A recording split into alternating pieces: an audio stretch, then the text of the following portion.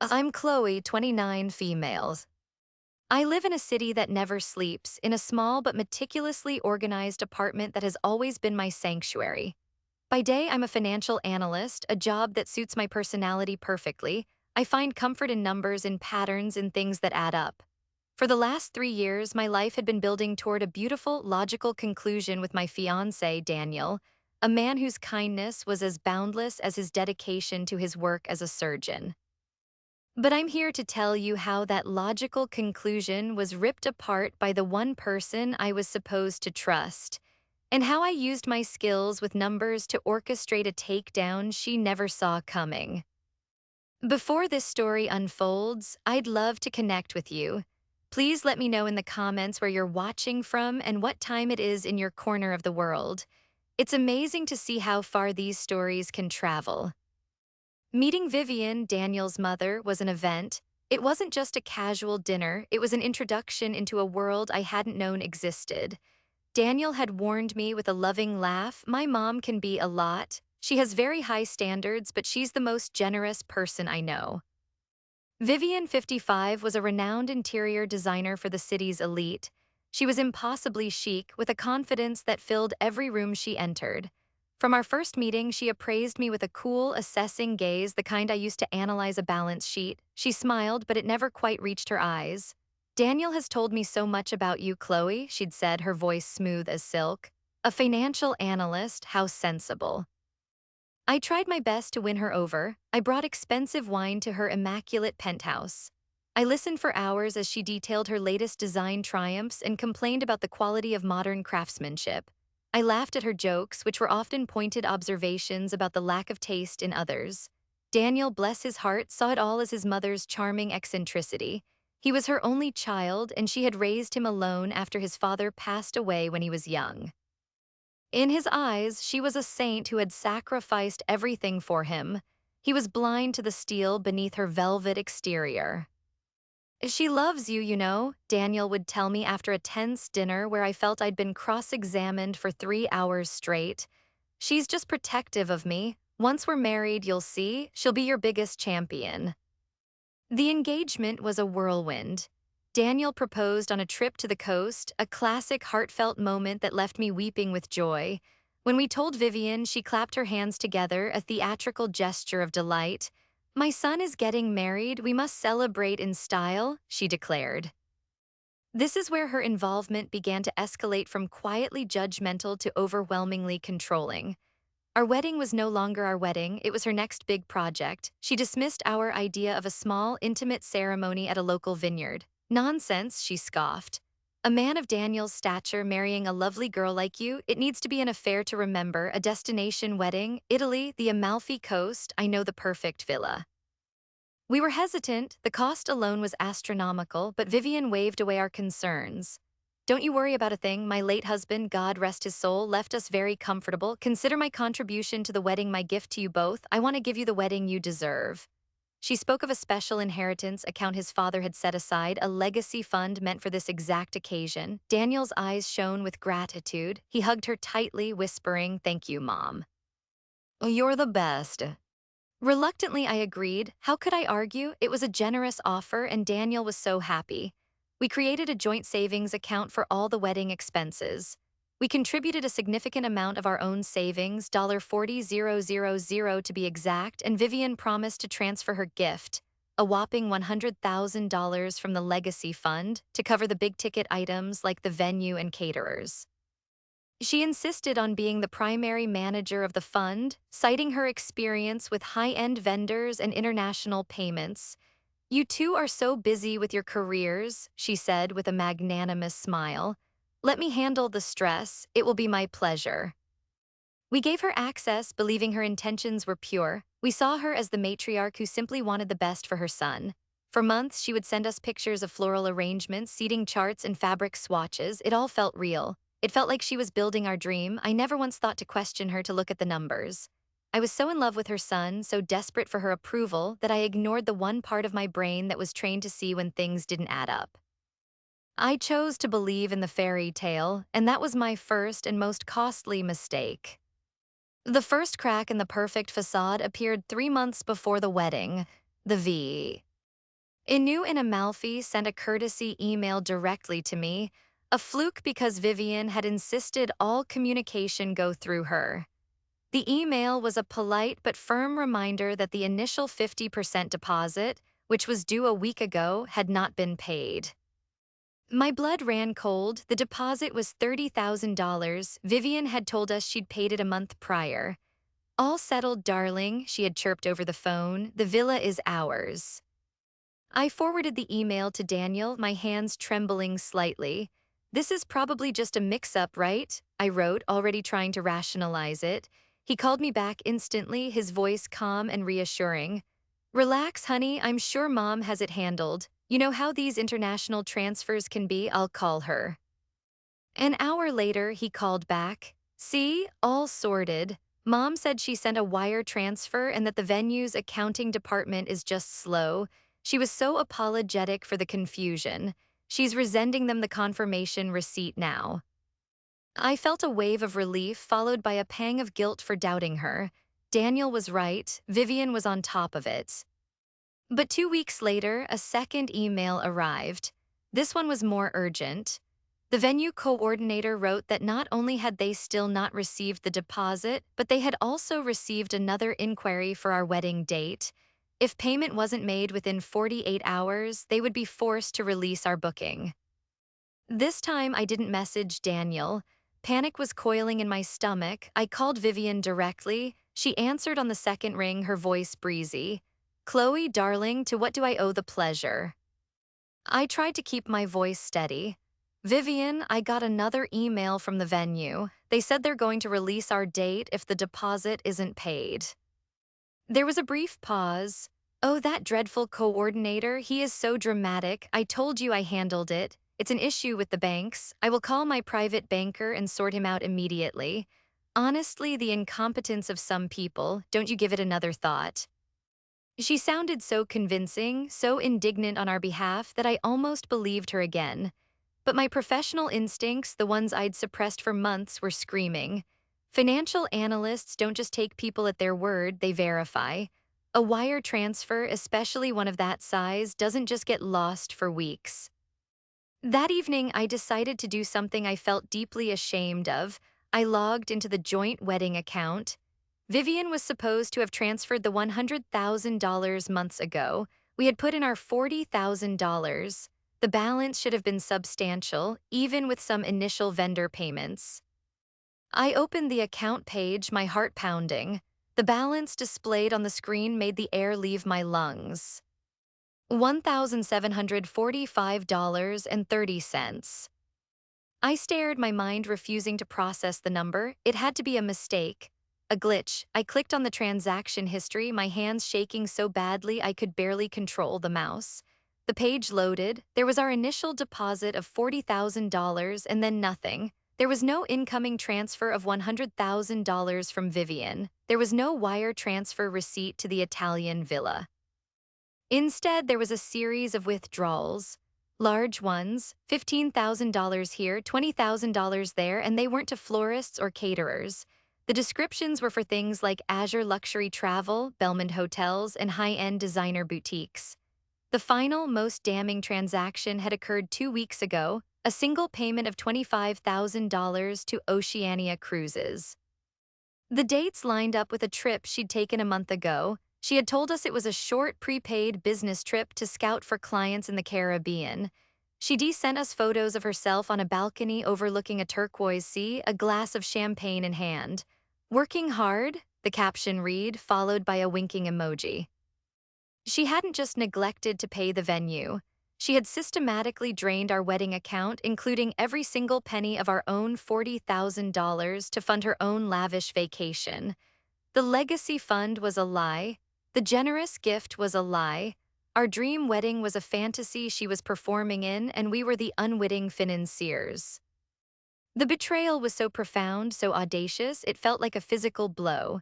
It wasn't just about the money. She had looked us in the eyes, smiled, and promised us the world, all while robbing us blind. She had used her son's love and my trust as a tool for her own selfish desires. The woman Daniel saw as a self-sacrificing saint was a common thief, a con artist hiding behind a veil of high society and good taste. The destination wedding wasn't for us, it was for her. She had hijacked our future to fund her present. I sat there in the quiet of my apartment, the glow of the monitor illuminating my face, rereading the bank statement for the 10th time. The numbers didn't change. The descriptions of the withdrawals remained stark and unforgiving. Versace, Cartier, Four Seasons Resort. It was a detailed travelogue of a luxury vacation we had paid for, the sick feeling in my scent. Amach wasn't just anger, it was a deep, chilling disillusionment. My first instinct was to call Daniel and tell him everything, to scream into the phone about what his mother had done. But I stopped myself. How would he react? He adored his mother. He saw her as infallible. If I came to him with this without irrefutable, concrete proof beyond a bank statement he might not understand, she would twist it. She would cry, she would claim it was a misunderstanding, a temporary loan she was about to repay. She would paint me as the hysterical, untrusting fiancé. She was a master manipulator, and I was just an analyst. She dealt in emotions, I dealt in facts. I needed more facts. This was the moment my grief turned into resolve. I wasn't just going to get our money back. I was going to expose her for exactly who she was in a way that Daniel could not deny. My best friend Jess, a paralegal with a mind as sharp as a tack, was my first and only call. I sent her a screenshot of the statement. Her response was immediate. "Oh, Chloe, no, call me right now." When I explained the whole story, her voice was cold with fury. "That woman is not just an entitled monster, she's a criminal. This is fraud, potentially embezzlement, depending on the initial agreement." "But Jess, how do I prove it?" I whispered, my voice hoarse. "How do I make Daniel see?" "You don't confront her with one piece of evidence, Chloe. You build a case," Jess said, her professional paralegal mode kicking in. "You build a fortress of evidence so high and so solid that when you present it, she can't talk her way out. No loopholes, no excuses, you need to know everything." She was right, I needed more than just our drained wedding account. Vivian had spoken of a legacy fund from her late husband. That was the cornerstone of her entire deception. If I could prove that fund never existed or that she had no right to it, her entire story would collapse. "How do I do that?" I asked, feeling overwhelmed. "Her husband's will," Jess said simply. "It's a public record, we can look it up. What was his full name and date of death?" I gave her the information Daniel had told me years ago. Jess was quiet for a few minutes as she typed, the sound of her keyboard clicking softly over the phone. "Okay, I've got it," she said slowly. "I'm looking at the probate records for Vivian's late husband." She took a deep breath. "Chloe, his entire estate, including all properties and investment accounts, was left in a trust, but Vivian isn't the sole beneficiary." My heart hammered against my ribs. "What do you mean?" "The trust was set up for Daniel," Jess explained, her voice low and serious. "Vivian was named the trustee, which gives her control to manage the funds for Daniel's benefit until he turned 35. She's allowed to take a reasonable management fee and use the funds for his health, education, and maintenance. It explicitly states that any major expenditure not directly for Daniel's benefit requires co-approval from the bank's trust officer." "He's 31, I breathed. "Exactly, that money is his and she's just the caretaker. There's no mention of a legacy fund for a wedding. There is absolutely no provision that allows her to take $100,000 of that money and call it a gift from her. In fact, it's the opposite. She would be gifting him his own money." Then came the final, devastating blow. Jess continued, and there's more. "The trust stipulates that upon his marriage, a full audit and accounting of the trust's activities must be presented to Daniel. The trusteeship would then be reevaluated, likely dissolved, and the remaining assets turned over to him directly." Everything clicked into place with horrifying clarity. Her desperation to control our wedding, her insistence on a lavish, expensive affair, it wasn't about generosity. It was about control. Our marriage was a trigger, a legal event that would expose her. She needed to maintain the illusion of wealth and power to keep Daniel under her thumb because the moment we signed that marriage certificate, her game was up. The audit would reveal everything. But what would it reveal? Had she only stolen our $40,000, or was this just the tip of the iceberg? The bank statement from our wedding account wasn't just a betrayal, it was a key. It was the first piece of evidence that unlocked a much darker door. Vivian wasn't just trying to fund a vacation, she was trying to plug a hole in a sinking ship, a ship she had been looting for years. My investigation couldn't stop here, it had to go all the way back. I had to see what else she was hiding. The next few weeks were a blur of clandestine activity. By day, I was the happy, busy fiancé, discussing floral arrangements with Vivian over the phone, smiling at Daniel and playing my part. But by night, I was a forensic accountant in my own personal investigation, with Jess as my legal counsel and moral support. Our first step was to get a complete picture of the trust. Jess, using her firm's resources, managed to obtain the trust's annual statements for the past 10 years from the probate court archives.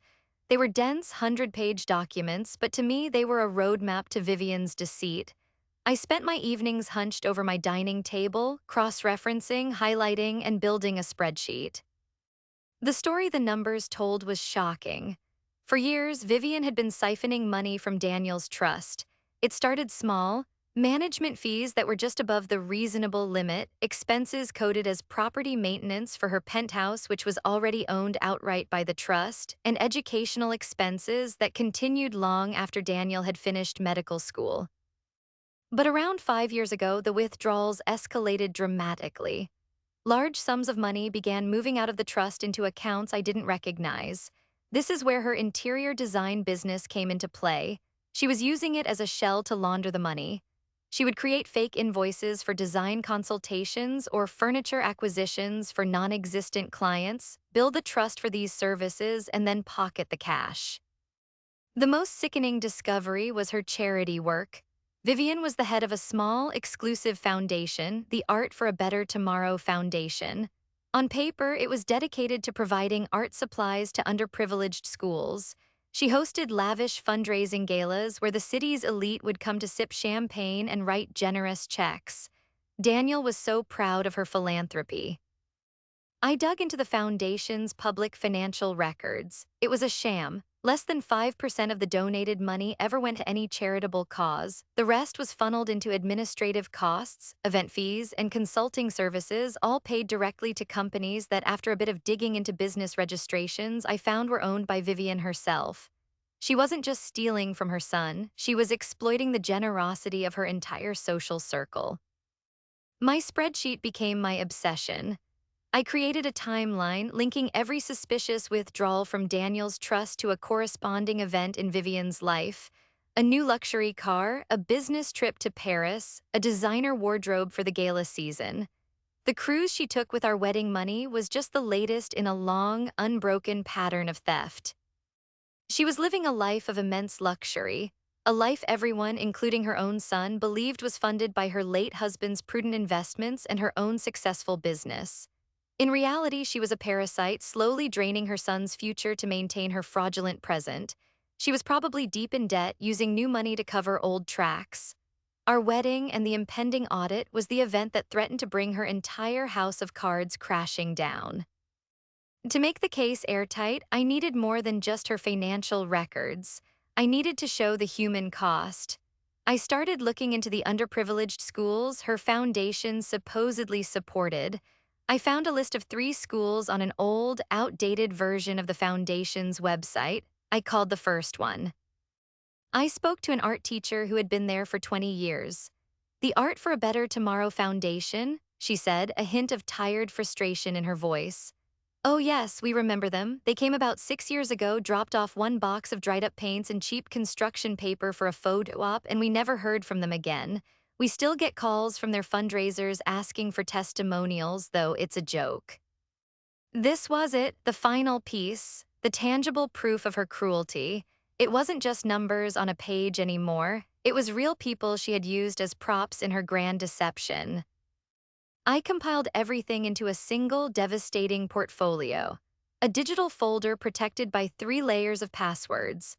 Inside was a master spreadsheet detailing every fraudulent transaction, copies of the fake invoices, the trust documents with highlighted sections, the sham foundation's financial filings, and a recorded transcript of my call with the art teacher. It was a complete and total indictment of Vivian's life. Jess reviewed the entire file. She was silent for a long time after she finished. "Chloe," she finally said, her voice awed, "this is incredible. You didn't just find a smoking gun, you built a missile. What she has done is a felony multiple times over.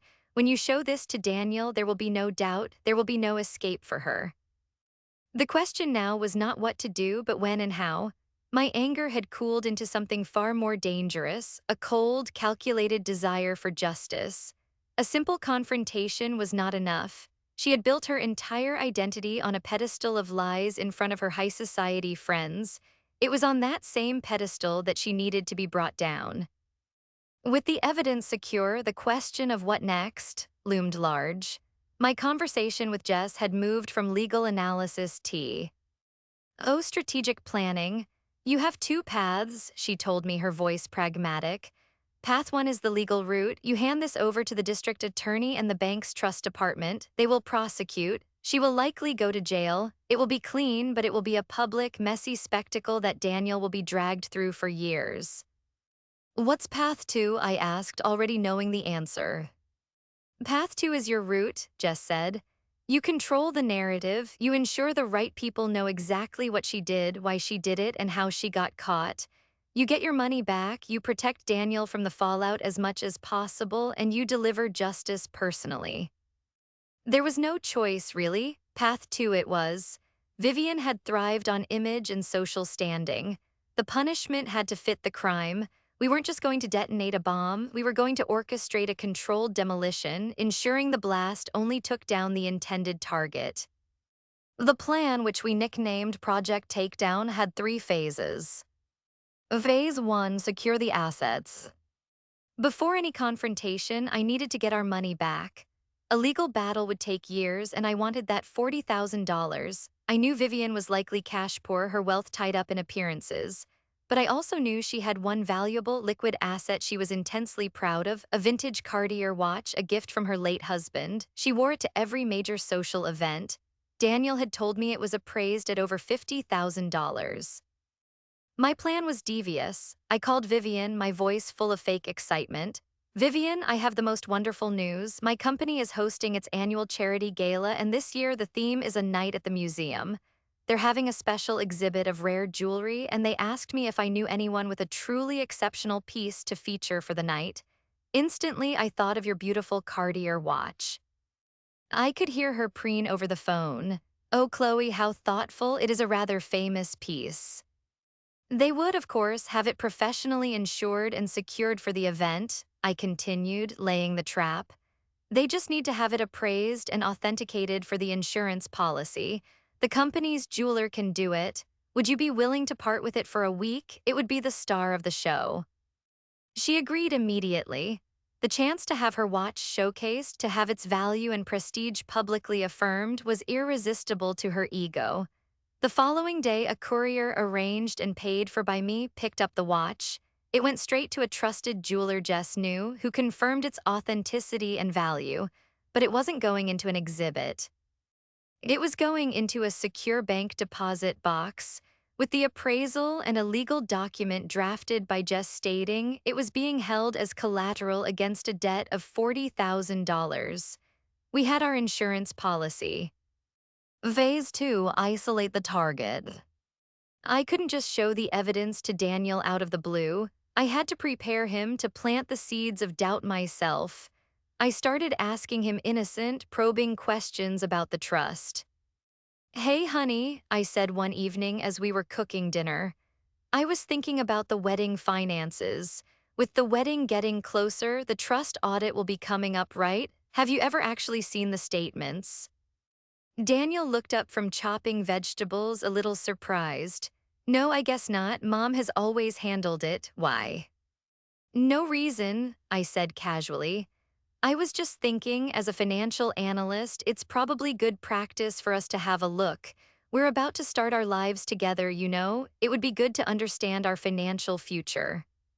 He agreed, albeit a little reluctantly. "I guess you're right. It feels weird to ask, like I don't trust her, but I'll mention it." A few days later, he came back to me looking troubled.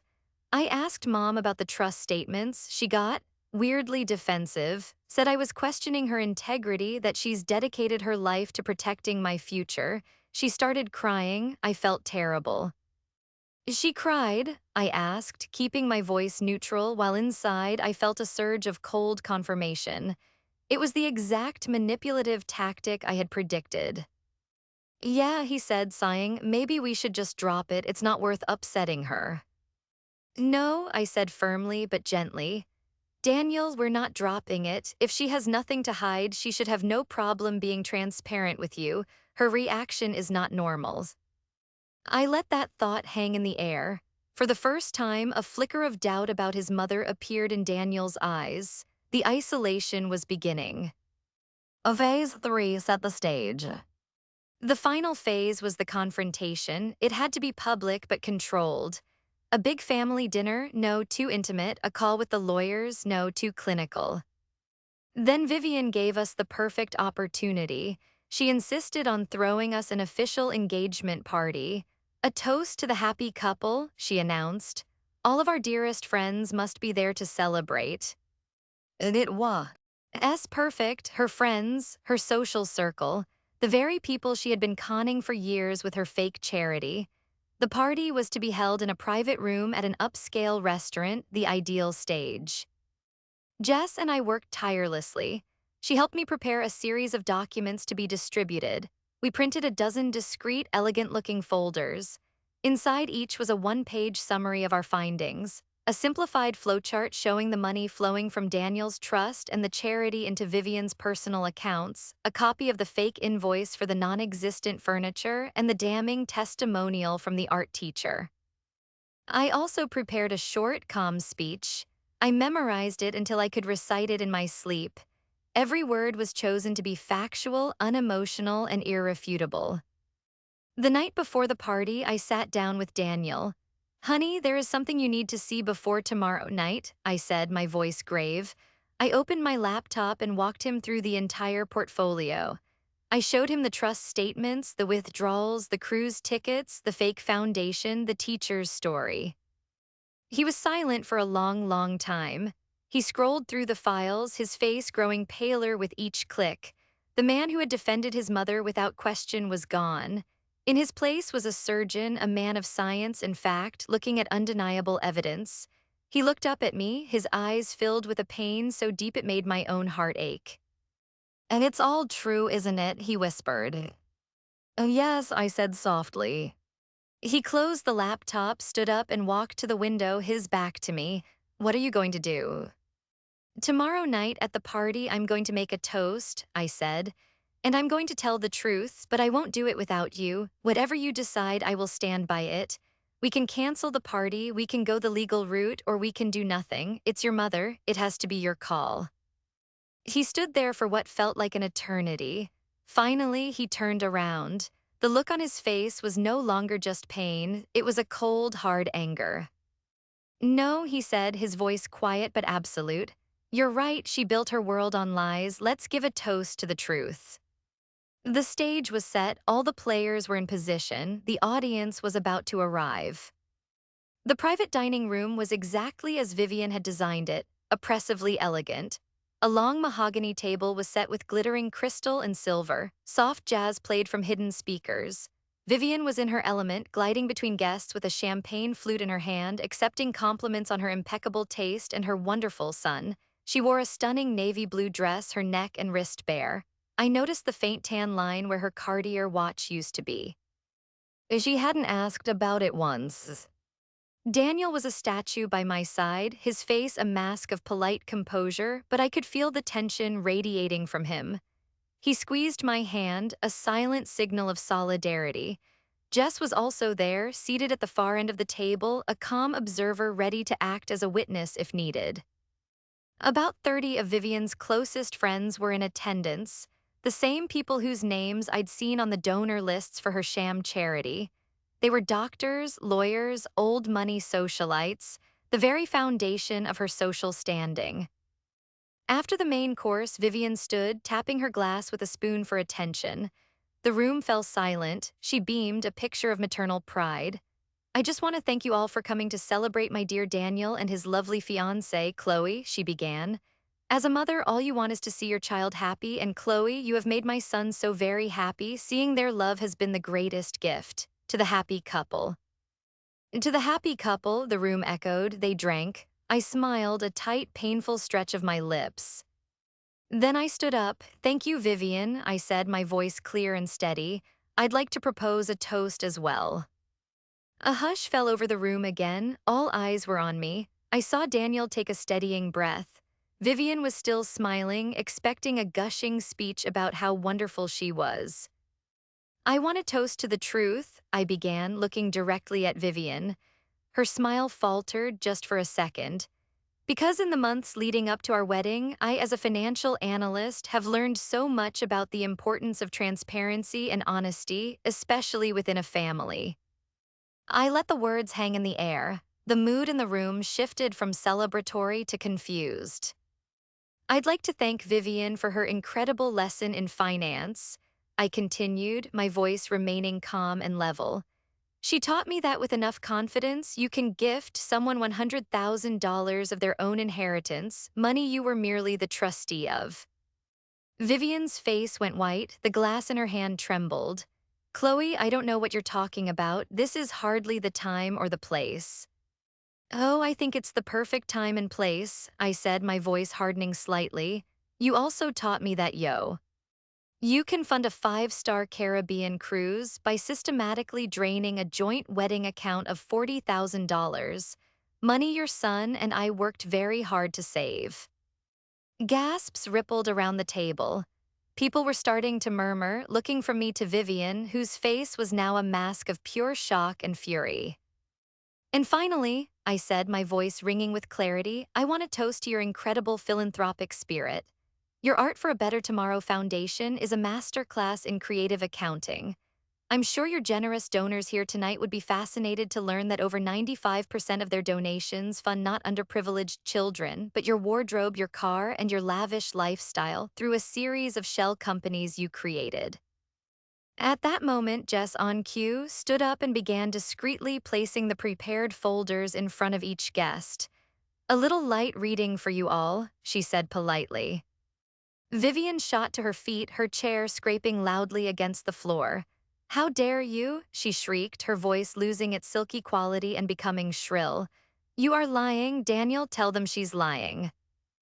Every head turned to Daniel. He stood up slowly, his face etched with a sorrow so profound it was terrifying. He didn't look at his mother. He looked at her friends, the people who had known him his whole life. Everything Chloe has said, he announced, his voice cracking with emotion but firm with conviction, is true. I have seen the proof. For years, my mother has been stealing from my inheritance. She has been lying to all of us. The silence in the room was absolute, broken only by the sound of a folder being opened. Vivian stared at her son, her mouth agape. The betrayal in her eyes was real, but it wasn't the betrayal of an innocent. It was the shock of a master manipulator whose most trusted tool, her own son, had just been turned against her. She had lost control of the narrative, and in that moment, she knew she had lost everything.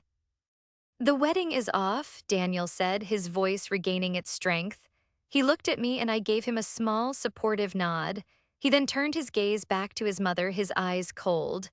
And as of this moment, you are no longer the trustee of my father's estate. My lawyer will be in contact.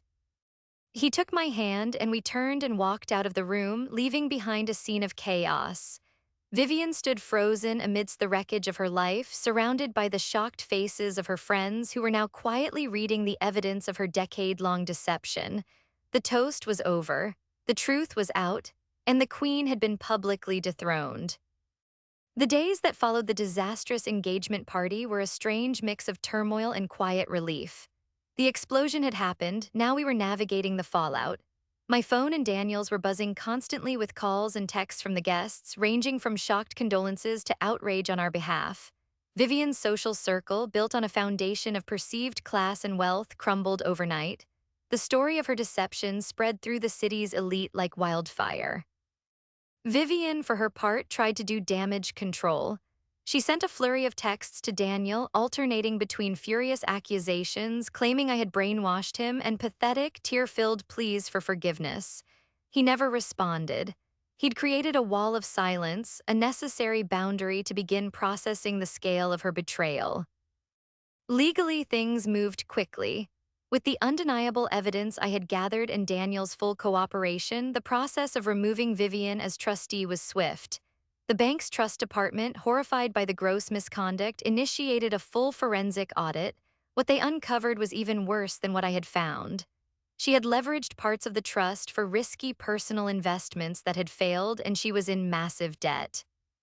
The sham charity was shut down, and several of the larger donors began consulting their lawyers about suing her for fraud.